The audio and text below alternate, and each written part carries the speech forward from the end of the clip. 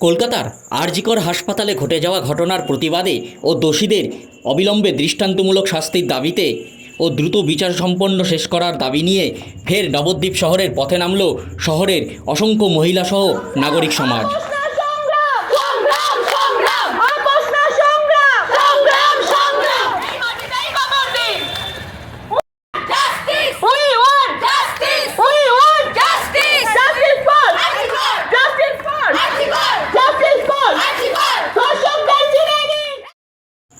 সোমবার বিকেল আনুমানিক 4:30টার পর নবদ্বীপ ধাম স্টেশন সংলগ্ন এলাকা থেকে এই সুবিশাল প্রতিবাদী মিছিল শুরু হয়, যা শহরের চারিচারাপাড়া বাজার, দণ্ডবাণীতলা মোড়, রাধাবাজার হয়ে শহরের অন্যতম প্রাণকেন্দ্র পোড়ামাতলায় মানববন্ধনের মাধ্যমে ও প্রতিবাদী কণ্ঠস্বরের মাধ্যমে সমাপ্ত হয়।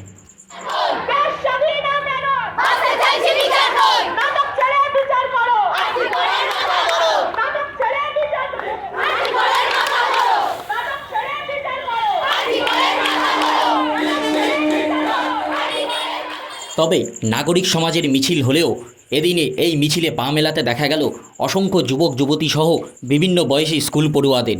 পাশাপাশি কোনো রকম অপ্রীতিকর ঘটনা এড়াতে সমগ্র মিছিল জুড়ে ছিল নবদ্বীপ থানার পুলিশ প্রশাসনের তরফ থেকে কড়া প্রহরাও।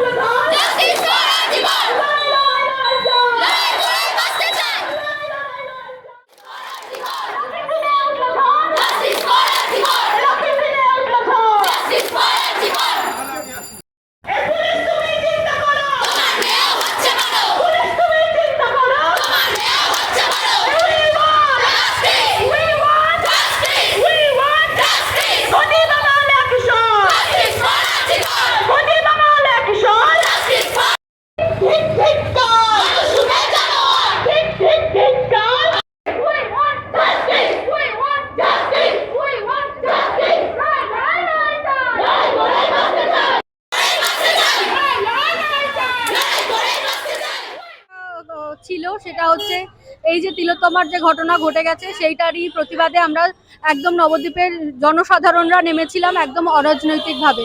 এইটার বিচার চাওয়াতেই আমাদের পথে নামা।